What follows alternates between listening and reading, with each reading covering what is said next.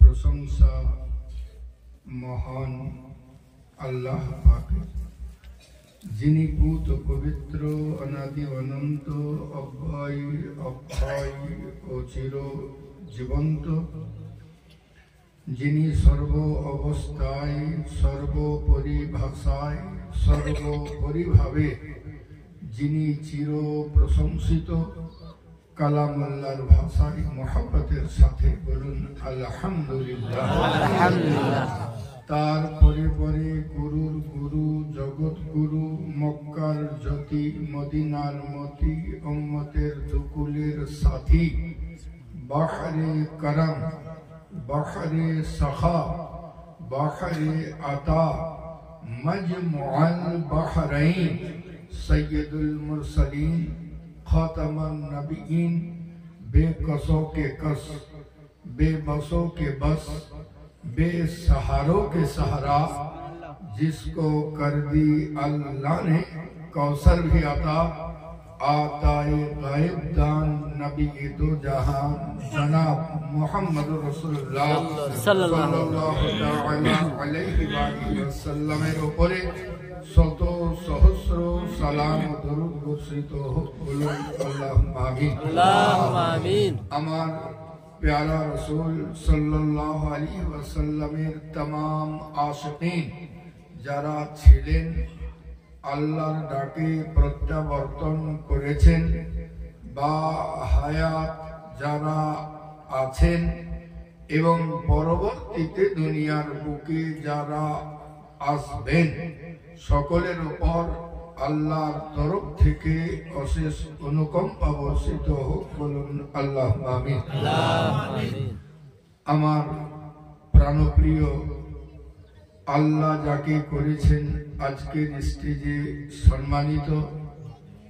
সম্মানিত সভাপতি মহাশয়, আমন্ত্রিত নিমন্ত্রিত কাছে দূরে থাকা সম্মানিত ওলামায়ে দ্বীন, সম্মানিত ইসলাম দরদি ভাতৃবর্গ, দূরভাষ যন্ত্রের সাহায্যে যতদূর আওয়াজ যায় প্রাণ ভরা ভালোবাসার সাথে প্রত্যেককে পুনরায় জানাই আসসালামু আলাইকুম ওয়া রাহমাতুল্লাহি ওয়া বারাকাতুহু। আল্লাহর প্রশংসার পরে পরে আমার দয়ার নবী সাল্লাল্লাহু আলাইহি ওয়াসাল্লামের গোলামি করার উদ্দেশ্যে আপনাদের সামনে আল্লাহ উপস্থিত করিয়েছেন। ধন্যবাদ জানাই আমার প্রাণপ্রিয় ডাক্তার সাহেব হাজি সাহেবকে, আল্লাহ তার হায়াত বাড়িয়ে দেন, আমিন। দিনেরও খিদমত করার সুযোগ দেন এবং মানুষেরও খিদমত করার সুযোগ দেন, আমিন। সমস্ত লোক দুঃখী হৃদয় নিয়ে তার কাছে আসে আর সকলে যেন হাসি মুখে নিজ সন্তানকে নিয়ে বাড়ি যায়। পড়েছি মহামূল্যবান পবিত্র কালাম মাজিদ থেকে আয়াতে পাক, এমন এক কিতাব যে কিতাব সারা বিশ্বের ভিতরে বিরল, জোরে পড়তে হবে সুবহানাল্লাহ। এমন এক কিতাব আজও পর্যন্ত সারা জাহানের কিতাব একদিকে, কালামুল্লাহ একাই একদিকে, সুবহানাল্লাহ। আজ সময় এসেছে, নিজেদের জিন্দগিকে সুন্দর করে সাজানোর টাইম চলে এসেছে। আজ দুনিয়া থেকে নিজেকে সরিয়ে নিয়ে এসে প্যারা মুস্তাফা সাহিবে লাওলাকের গোলামিতে নিজেকে হাজির করার টাইম চলে এসেছে।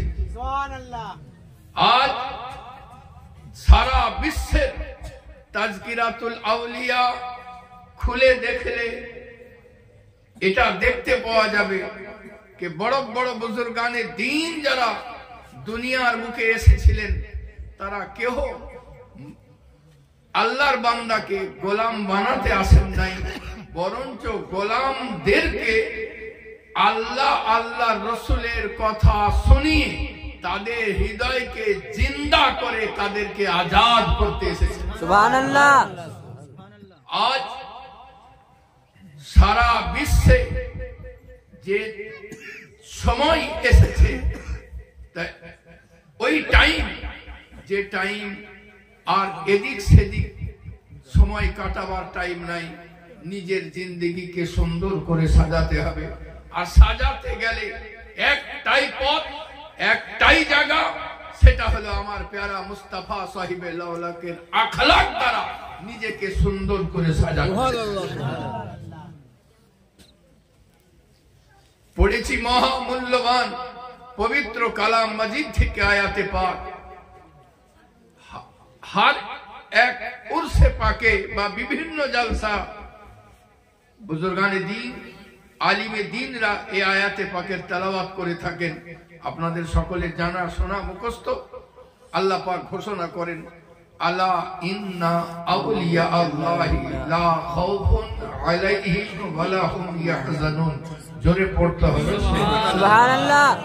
अला सावधान, होशियार, खबरदार, इन्ना बेशक औलिया अल्लाह, अल्लाहर যারা বন্ধু, यानी আল্লাহ পাক আওয়াজ দিতে আছেন এ বিশ্ববাসী, যাদের কথা বলবো এদের চলাতে সন্দেহ নাই, এদের বলাতে সন্দেহ নাই, এদের প্রেমে সন্দেহ নাই। প্যারা মুস্তাফা সাহিবে লাউলাকে সচ্চা পাক্কা वफादार গোলাম, তাতে সন্দেহ নাই।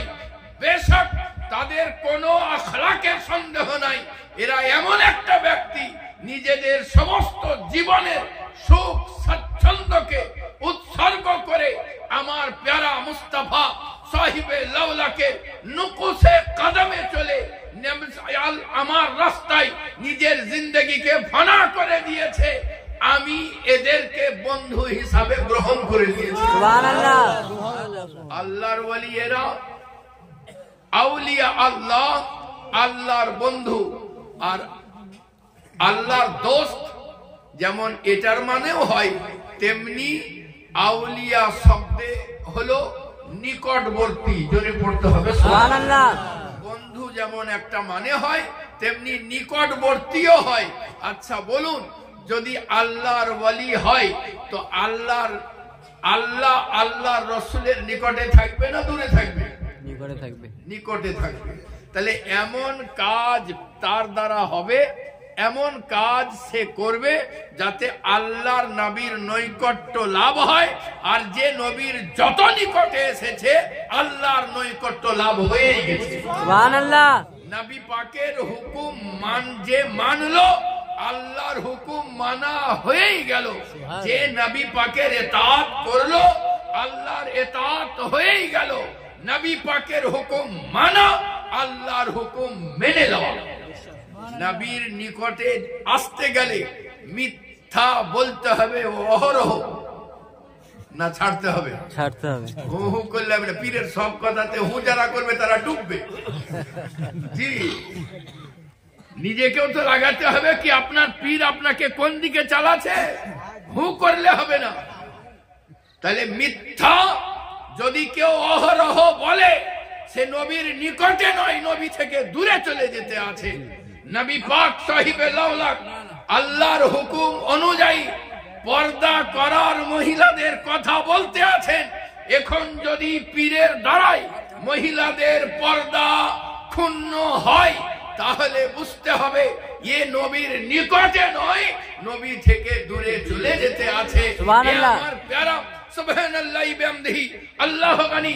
আপনার স্ত্রী আপনার পিঠে তেল দিয়ে দিক, ঠিক আছে, কিন্তু অপরের স্ত্রী যদি আপনার পা টিপে, তাহলে জানতে হবে কি আপনি পর্দার উল্লঙ্ঘন করতে আছেন, নবী থেকে দূরে চলে যেতে আছেন। আর নবী পাকের নিকটে যে যত হবে, আল্লাহর নৈকট্য তত লাভ হবে। যে ব্যক্তি কলমা পড়েনি, যে কলমা পড়েছে আল্লাহর নৈকট্যবর্তী হয়েছে। যে ব্যক্তি কলমা পড়েছে নামাজ পড়েনি, সুবহানাল্লাহ, যে ব্যক্তি নামাজ ধরেছে সেই ব্যক্তি আরো আল্লাহর নিকটবর্তী হয়েছে। যে ব্যক্তি জুমা পড়ে 5 ওয়াক্ত পড়ে না, এমন মুসলমানও আছে যে জুমাও পড়ে না। লজ্জা লাগে না? আল্লাহ পাক যে নিয়ামতওয়ালা চোখ দিয়েছেন, সারা বিশ্বকে অবলোকন করতে আছেন, একবার মনে হয় না? আল্লাহ পাক যে হাত দিয়েছেন, যেটা থেকে আপনি সুবহানাল্লাহ সমস্ত কাজ আঞ্জাম দিতে আছেন, নামাজ পড়েন না, জুম্মারও, তো লজ্জা লাগে না? আল্লাহ পাক সুবহানাল্লাহ, আপনি জানেন না আপনার শরীরের ভিতরে কি যন্ত্রাংশ আছে। এক ডাক্তার ছাড়া আপনার শরীরের ভেতরে আপনি কি ভরে রেখেছেন আপনার জানা নাই। কিন্তু আল্লাহ এত সুন্দর নিয়ামত দিয়েছেন, কখন ডাইনামা চালু করে দিয়েছেন, হার্ট চলতে আছে। একবারও মনে হয় না? যদি না হয় তো ডাক্তারের ইচ্ছে তো নেবেন, আর তা না হলে বালিশে একটা কান রাখবেন আর একটা বালিশের অন্য প্রান্ত নিজের বুকের সঙ্গে লাগিয়ে দিবেন। মনে হবে যেন ধকধকি যদি বন্ধ হয়ে যায় তো জীবন শেষ হয়ে যাবে। তো আল্লাহ পাক যে ডাইনামা চালিয়ে দিয়েছেন, আপনার হার্ট যে পালপিটেশন করতে আছে, একবারও কি আল্লাহর কাছে নিজের মাথাকে নত করে সাজদা করা লাগবে না? আপনার যে হার্ট, এই হার্টের মধ্যে 4টি আল্লাহ ভালভ দিয়েছেন, একটা যদি ফুটো হয়ে যায় আর বাকি 3টে দ্বারা আপনার জীবন ধারণ হবে। আবার যদি একটা কোন রকমের দ্বিতীয়টা অসুবিধা হয়ে যায় তবুও আপনার জীবন ধারণ হবে। আল্লাহ আপনাকে কি লজ্জা লাগে না? কি আল্লাহ পাক কত বড় নিয়ামত দিয়েছেন। আপনি কি জীবন বিজ্ঞানে পড়েন নাই? একবার কি ছবিটা দেখেন নাই? কি আপনার হাতের মধ্যে আল্লাহ পাক কত সুন্দর নিয়ামত দিয়েছেন। ডান অলিন্দ দিয়েছেন, বাম অলিন্দ দিয়েছেন, কপাটিকা দিয়েছেন, সদা সর্বদা পাম্প করতে আছে। এই আমার প্যারা, এত নিয়ামতে ভূষিত করার পরেও যদি আপনি জুমার দিনও সাজদা না করেন তো আপনার মতো নালায়েক আর কে আছে? এ আমার প্যারা, ফিরে চলে আসুন। যে ব্যক্তি যত নবীর নিকটে এসেছে সেই ব্যক্তি ততটা আল্লাহর নৈকট্য লাভ করেছে। একবার নিজের জিন্দেগির দিকে তাকিয়ে দেখুন, সুবহানাল্লাহ। আপনার কথা যদি আপনার পুত্র না শুনে আপনার রাগ উঠে যায়, আপনার কথা যদি স্ত্রী না শুনে তো আপনার রাগ উঠে যায়, আপনার কথা যদি আপনার ভাই না শুনে আপনার রাগ উঠে যায়, আপনার কথা আপনার চাকর না শুনে আপনার রাগ উঠে যায়। আর আপনি যে অহরহ আল্লাহর হুকুমের খেলাফ করতে আছেন, এই জন্য যদি আল্লাহ রাগান্বিত হন তো যাবেন কোথায়? ফিরে চলে আসুন, নিজেদের জিন্দগিকে সুন্দর করে সাজান। হ্যাঁ, সুবহানাল্লাহি বিহামদিহি। এ আমার প্যারা, যে ব্যক্তি কলমা পড়লো সে নবীর আরেকটু ইসলামের আরো নিকটবর্তী হলো। যে ব্যক্তি কালমা পড়লো কিন্তু আর কোনো ভালো কাজে নিযুক্ত হয়নি, কিন্তু যে ব্যক্তিটা মিথ্যা ছেড়েছে সে আরেকটু নিকটবর্তী হয়েছে। যে চুগলি ছেড়েছে আরেকটু নিকটবর্তী হয়েছে। যে সুদ ছেড়েছে আরেকটু নিকটবর্তী হয়েছে। যে খারাপি ছেড়েছে আরেকটু নিকটবর্তী হয়েছে। এইভাবে যারা সব সুবহানাল্লাহ নিজেদের জিন্দেগিকে সুন্দর করে সাজিয়ে নিয়েছেন জগতের বুকে, তারাই একমাত্র আল্লাহর ওলি হিসাবে প্রতিষ্ঠিত হয়ে গিয়েছেন। সুবহানাল্লাহি বিহামদিহি। বলুন না, আপনার প্রত্যেকটা কথা যদি আপনার সন্তান শুনে, আপনি বললেন বাজার যাও, বাজার যাই, আপনি বললেন মাঠ যাও, মাঠ যাই, আপনি বললেন খাবার খাও, খেয়ে নেয়, আপনি যা বলেন আপনার ছেলে শুনে, তো আপনার ছেলে যদি বলে আব্বা এইটা করতে হবে তা আপনি শুনবেন না? তো আল্লাহর ওলি যারা, তারা আল্লাহর প্রত্যেকটা হুকুম মানে। তো আল্লাহর ওলিয়া যখন কসম খেয়ে নেয় মাওলা দিতে হবে তো আল্লাহ তাকে আতা করে। আল্লাহু আকবার।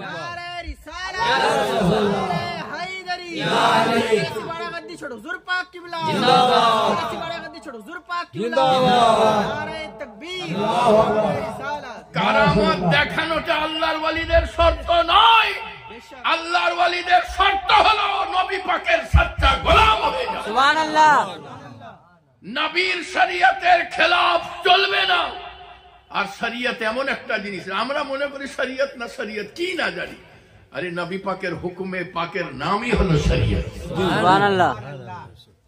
নবী পাককে থেকে যদি কেউ সরে যায়, শরীয়তের খেলাফে যদি নিজের জীবন যাপন করে, তাহলে তার জীবনের দামটা কি থাকলো? এ আমার প্যারা, সুবহানাল্লাহি বিহামদিহি। নিজেদের জিন্দগিকে সাজান। আপনার জিন্দগিকে সুন্দর করার জন্য আল্লাহ সবচেয়ে মূল্যবান সম্পদ। দুনিয়ার বুকে খোঁজ করলে দেখতে পাওয়া যাবে এমনও ফকির আছে, সুফি আছে, যারা 5 বছর জোহরের নামাজ মসজিদে আদায় করেনি। খুব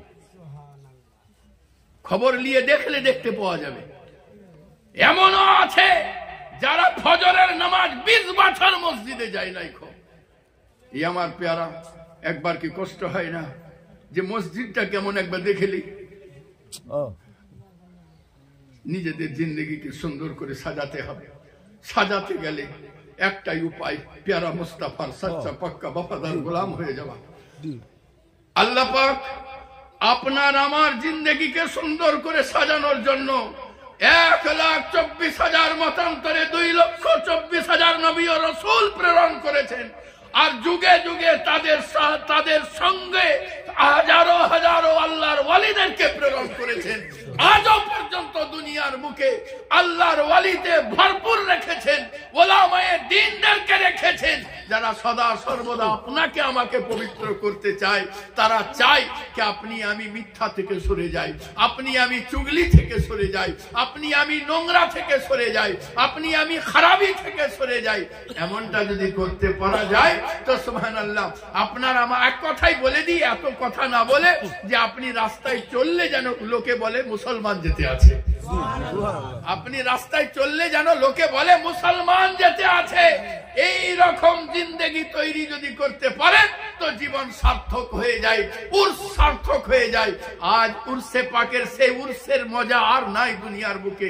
আল্লাহর ওয়ালিরা চেয়েছিলেন কি আমার মাজার থেকে লোক আসবে, দ্বীন ইসলামের কথা শুনবে, আল্লাহর পথে চলবে, নিজেদের জীবন সুন্দর করে সাজাবে। যেমন আমি দুনিয়াতে সুন্দর করে নিজের জীবনকে সাজিয়েছি, ঠিক এইভাবে তারাও তাদের জীবনকে সাজাবে। কিন্তু আজ মাজারের পাকে এই রকম খুলুস উর্স আর নাই। এখন সুবহানাল্লাহ মেলাতে ভর্তি, এখন খেলাতে ভর্তি, এখন স্টেজে লোক নাই, আর মেলার বাইরে হাজারো হাজারো লোক রয়েছে। আজ যদি দুনিয়ার লোককে জিজ্ঞাসা করা হয় চৈত্র মাসে যাবা, বলে কোথায়? শিউড়ি, বলে হ্যাঁ পাথর চাপড়ি। মেলাতে যাব, আল্লাহর ওয়ালির দরবারে যাই না, জিয়ারতে মেলাতে যাই। আল্লাহর ওয়ালিদের দরবার এই জন্য সাজানো হয় নাই কেউ এখানে মেলাতে হাড়ি কিনতে যাবে। আল্লাহর ওয়ালির দরবার এই জন্য সাজানো হয় নাই কেউ এখানে তুলা কিনতে যাবে। আল্লাহর ওয়ালিদের দরবারকে এই জন্য সাজানো হয়েছে যে সুন্নাতে মুস্তাফা নিয়ে নিজের জীবনকে ধন্য করে দিবে। আজ বড় কষ্ট, নিজেদের জীবনকে সুন্দর করে সাজান, গোলামে মুস্তাফা হয়ে যান। নবী পাক সাহিবে লাউলাক সুবহানাল্লাহ নিজের নবাসাকে কারবালা পর্যন্ত পৌঁছে দিয়েছেন যাতে আপনার আমার জীবন সুন্দর হয়। এই আমার প্যারা, যারা এমনি করে নিজেদের জীবনকে সুন্দর করেছে, আল্লাহ তাদের জীবনকে নিরালা করে দিয়েছেন। একবার প্রাণ ভরে দরুদ পাক পড়ুন, দুই একটা কথা বলে বক্তব্যের সমাপ্তি ঘটাই। আল্লাহুম্মা মুহাম্মাদ সাল্লাল্লাহু আলা মুহাম্মাদিন মুহাম্মাদ হরদম জবান পাক নবী মুহাম্মাদ হরদম জবান সেনে করো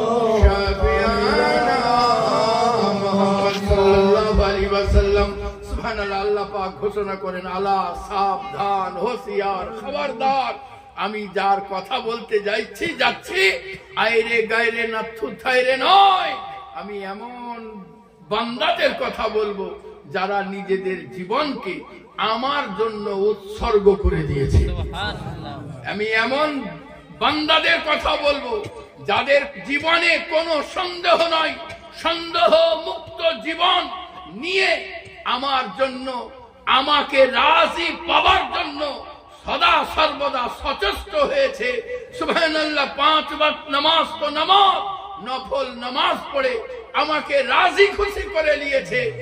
এদের চলাতে সন্দেহ নাই, এদের ইবাদতে সন্দেহ নাই, এদের রিয়াজতে সন্দেহ নাই, এদের তাকওয়াতে সন্দেহ নাই, এদের পরহেজগারিতে সন্দেহ নাই। কারা? ইন্না আউলিয়া আল্লাহ, বেশক আল্লাহর ওয়ালি, লা খাউফুন আলাইহিম ওয়া লা হুম ইয়াহজানুন। জোরে পড়তে হবে সুবহানাল্লাহ। আল্লাহ পাক ওই সকল ব্যক্তিদের জন্য বলতে আছেন, না এদের কোনো খৌফ হবে আর না এরা গমগিন চিন্তিত হবে, না সুবহানাল্লাহ। তারা কারা হবে? আল্লাহ পাক ঘোষণা করতে আছেন, ওয়াল্লাযীনা আমানু ওয়া কানু ইয়াত্তাকুন। সুবহানাল্লাহ। নিশ্চয় যারা ঈমান এনেছে আর পরহেজগারি ইখতিয়ার করেছে। সুবহানাল্লাহি বিহামদিহি। এ আমার প্যারা, তাকওয়া কি জিনিস, লিল্লাহিয়াত কি জিনিস, আল্লাহর জন্য সমস্ত কাজ করা, এটা বিরাট জিনিস। এক সুফি আল্লাহওয়ালা মানুষ, মুত্তাকি, পরহেজগার, তাহাজ্জুদের নামাজ পড়নেওয়ালা, ইশরাকের নামাজ পড়নেওয়ালা, দেখলেন একটা গাছকে নিয়ে সবাই মাতোয়ারা, হাজার হাজার আল্লাহর বান্দারা গাছকে নিয়ে শুধু ঢলাঢলি করতে আছে। আপনি বললেন যে এখানে শিরক হতে আছে, এই গাছকেই কেটে দেব। কুড়াল নিলেন, নিয়ে গাছ কাটতে চলে গেলেন। ইবলিস শয়তান মানুষের রূপ ধরিয়ে এসে বলছে, এই সুফি, কি করতে যাচ্ছ? তুমি যখন গাছ কাটবে এত লোক থামবে? তোমার সঙ্গে ঝগড়া হবে তো, ফাসাদ হবে তো ফাসাদে তুমি পড়বে, ইবাদত নষ্ট হবে, তোমার মনের ভিতরে যে শান্তি দূর হয়ে যাবে, ইবাদতে খলল হবে। তুমি তার চাইতে ভালো মানুষ, তোমাকে প্রতিদিন 1 টাকা করে সোনার টাকা দিব, তুমি চলে যাও। উনি বলছেন, দিবি তো? বলে, হ্যাঁ পাক্কা, অবশ্যই দেবো। বলে ঠিক আছে। উনি বাড়ি ফিরে আসলেন, সকালবেলায় দেখছেন হ্যাঁ বালিশের নিচে একটা সোনার টাকা। ওইটা বিক্রি করেন, ইবাদত করেন, আর দিন রাত আল্লাহর ইবাদতে মগ্ন থাকেন। আর খাটতে হয় না তো, খাটার দরকার পড়ে না, আল্লাহর ইবাদতে মগ্ন থাকেন। 2 দিন 3 দিন 7 দিনের পরে আর টাকা নাই। 1 দিন নাই, 2 দিন নাই, 3 দিন নাই, যখন 5 দিন পাইনি আবার রাগ উঠে গেছে। এর আগে ওই সুফি সাহেব ওই গাছ কাটতে যাচ্ছিলেন, তো শয়তান বলল যে আমি তোমাকে তো যেতে দেব না কখনো। তো বলে, আমাকে তো বাধা দিতে পারিস? তো যেমনই বাধা দিতে যাবে উনি আর হাতটাকে ধরলেন, ধরে মারলেন 1 আছাড়। শয়তানকে 1 আছাড়, দ্বিতীয়, তৃতীয়, চতুর্থ, 4 বার আছাড় খাওয়ার পরে ইবলিস শয়তান বলে, তোমাকে টাকা দিব, তুমি কোনো অসুবিধা করিও না। টাকা যখন 5 দিন 7 দিন পাননি, আবার কুঠারটাকে নিয়েছেন, নিয়ে যাওয়ার পরে গাছ কাটতে যাচ্ছেন। রাস্তায় যে দেখছে আবার ইবলিস শয়তান হাজির, মানুষের রূপ ধরে হাজির। জিজ্ঞাসা করছে, তুমি ওই লোকটা না? বলে, আমি তো বলেছিলাম যে আমি বেঁচে থাকতে তোমাকে ওই গাছটা কাটতে দিব না। বলে, দিবা না মানে? তোকে আবার মনে নাই সেদিন 4 আছাড় মেরেছিলাম? বলে, আজকে দেখা যাবে কুস্তি করি কে আগে পাছাড় খাই। হাত বাড়াও। হাত বাড়া মাত্র সুফিকে 1 আছাড়। ইনি দেখলেন যে কি ব্যাপার, তাহলে কি আমি আল্লাহর নাম নিতে ভুলে গেছিলাম? আবার আল্লাহ আল্লাহ একটু জিকির করলেন, করার পরে ওর হাত ধরলেন, ধরা মাত্র সুফিকে শয়তান আবার 1 আছাড়।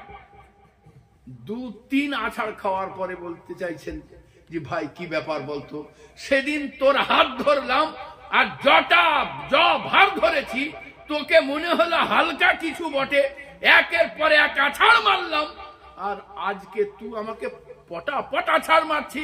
বলে, সুফি বুঝলা না, সেদিন যখন গাছ কাটতে যাচ্ছিল সেদিন আল্লাহর জন্য যাচ্ছিল, দিন ইসলামের জন্য যাচ্ছিল, আর আজকে যখন যাচ্ছ পয়সা পাওনি তাই যেছ, দিনের জন্য নয় দুনিয়ার জন্য গেছো, এই জন্য তুমি পটকে গেছো।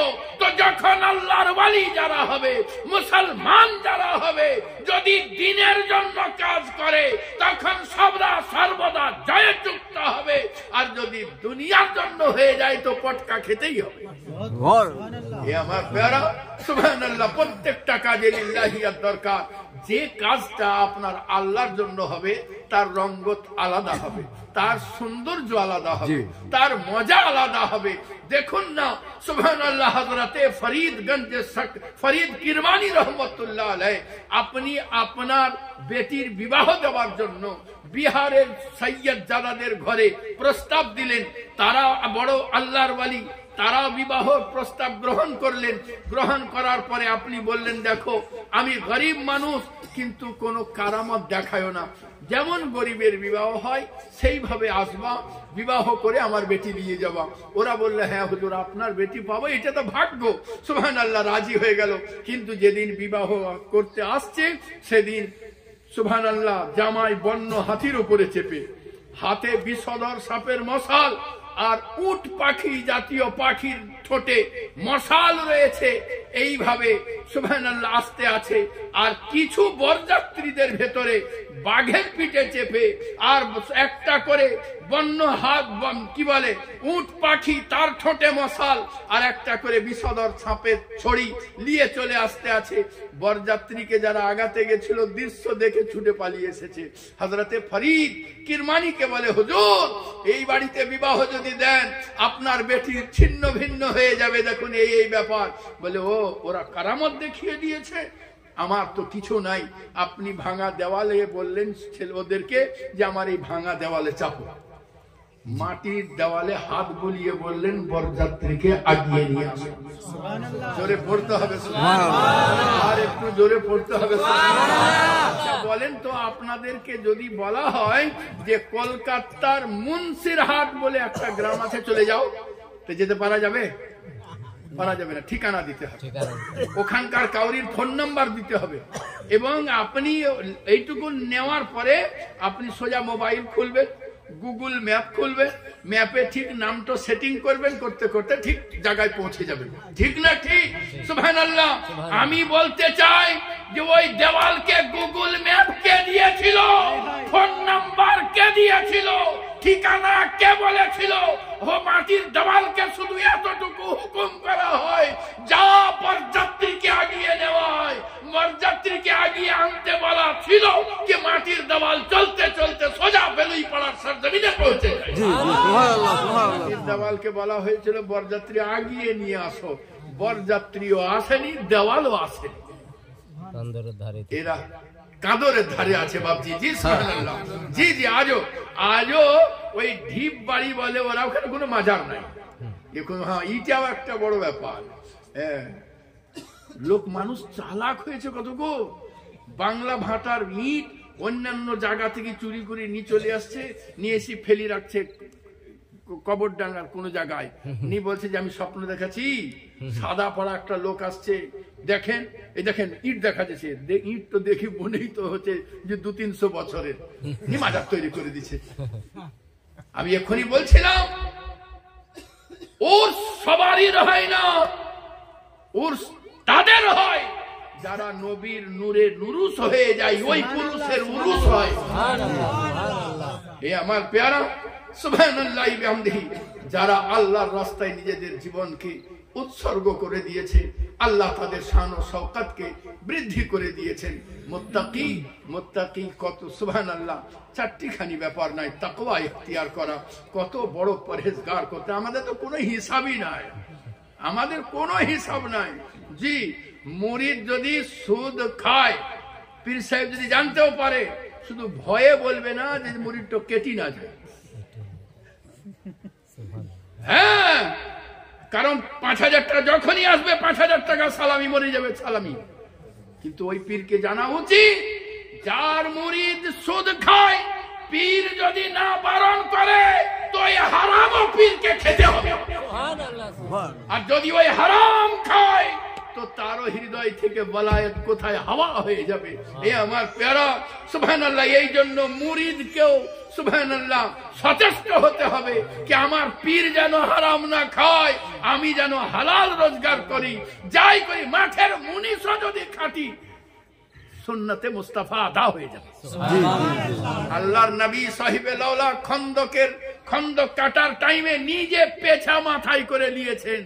যদি বড় লোক যারা, সম্ভ্রান্ত যারা, সৈয়দ যারা, তারা যদি পেছা মাথায় না নিতে পারো তো রাতের অন্ধকারে ওই এক খাবল মাটি পেছাই নিয়ে 1-2 চং আদা করে লাও, নবীর সুন্নাত আদা হয়ে যাবে।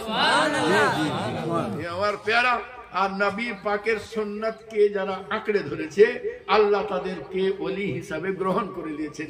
যে যত সুন্নাতের পাবন্দ হবে আল্লাহ তাকে তত উচ্চ মর্যাদা আতা করে দিবেন। সুবহানাল্লাহ। আর আতা করেছেন হযরতে গাউসুল আজম পীর রহমাতুল্লাহ আলাইহি সুবহানাল্লাহ জিক্রে ইলাহি করেন। আর নবী পাকের হাদিস যারা আল্লাহ আল্লাহ করে, যারা আল্লাহুস সামাদ পড়ে, সুবহানাল্লাহ, একবার দরুদ পাক পড়ুন, আল্লাহুম্মা শফিয়ানা মুহাম্মদ সাল্লাল্লাহু আলাইহি ওয়াসাল্লাম। আল্লাহর প্যারা বান্দা যখন আল্লাহ আল্লাহ জিকির করে, আমার প্যারা নবী সাল্লাল্লাহু আলাইহি ওয়াসাল্লাম পবিত্র জবানে ইরশাদ করেন, সুবহানাল্লাহ, যখন কেহ জিক্রি ইলাহি করে তার দিলের মধ্যে একটা নূরের নুক্তা পড়ে যায়। আবার যখন নেক কাজ করে নুক্তা বাড়তে থাকে, আবার যখন নেক কাজ করে ওই নুক্তা বাড়তে থাকে। আল্লাহর পথে চলতে থাকে, নেক কাম করতে থাকে, আর আল্লাহ আল্লাহর দ্বীনের খিদমত করে, মানুষের সেবা করে। মাদি সুবহানাল্লাহ। আর একটা কথা আছে, কার ভালা দুসরো কা আপনা ভালা হো যায়েগা। তুমি লোকের ভালো করো তোমার ভালো হবে। জি, অনেকে কি বলে যে আমি ওর ভালো করেছি বলি আমার গন্ডগোল হলো না। কার ভালা দুসরো কা আপনা ভালা হো যায়েগা। আচ্ছা, ডাক্তার সাহেব যখন আমি আমার বাচ্চাকে নিয়ে গেছি, জি আমার বাচ্চাকে নিয়ে গেছি, এমন অবস্থা বাড়িতে সুবহানাল্লাহ এত অসুস্থ, তা উনি চিকিৎসা করে যখন সুস্থ করেছেন আমার মুখে কি হাসি ফুটে নাই? এইরকম একটা বাপের নয়, হাজারো বাপের মুখে হাসি ফুটিয়ে যিনি দিয়েছেন। তো কার ভালা দুসরো কা আপনা ভালা হো যায়। তো ডাক্তারকে কি সুবহানাল্লাহ, আমি পয়সা দেইনি।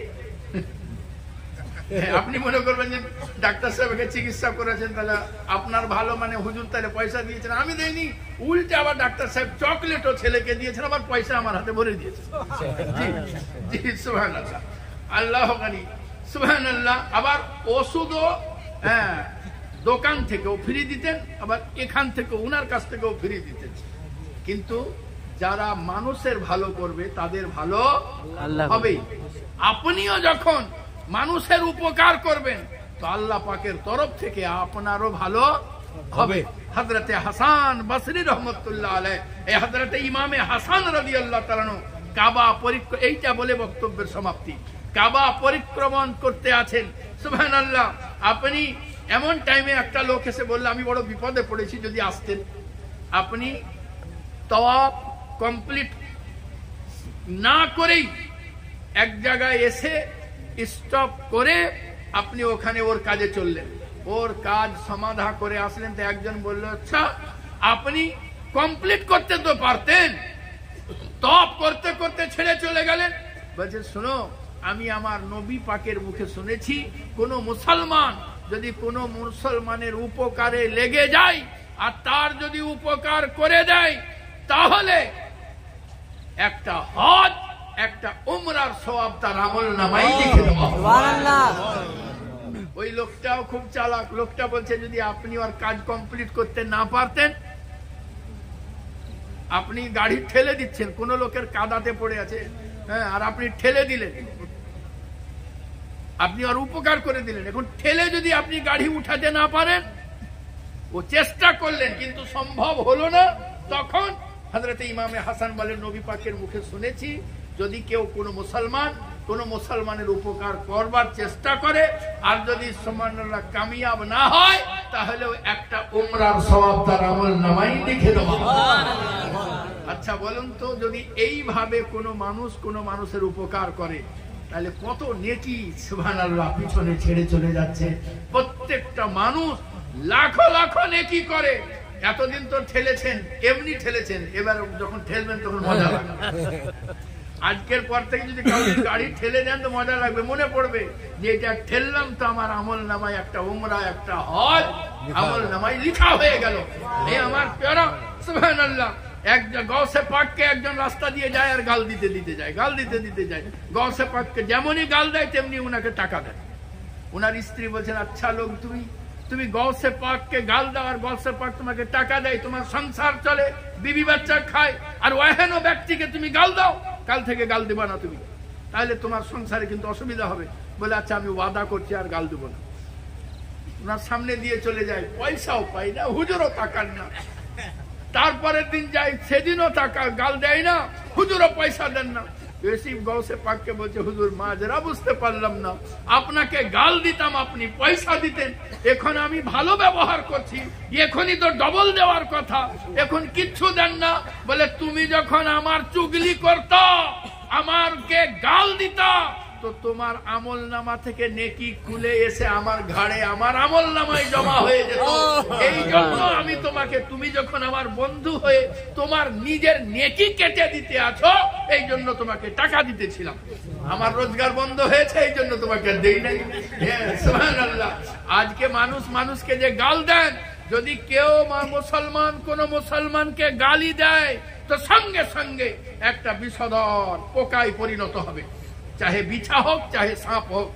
যদি তওবা না করে তো ওইটা তাকে কবরে দংশন করবে। পোতাকে গাল দিচ্ছে না, আদর করছে, কানমলি দিয়ে ওইটা বলছে, বুঝা যাবে ওইখানে। জি সুবহানাল্লাহ, সাবধান হতে হবে। আমার প্যারা সুবহানাল্লাহ। গৌসুল আজম পীর রহমাতুল্লাহ আলাইহি, আল্লাহর নবী বলেন, যখন কোন বান্দা জিক্রে ইলাহি করে, তার কালবের মধ্যে নূরের নুক্তা পড়ে যায়।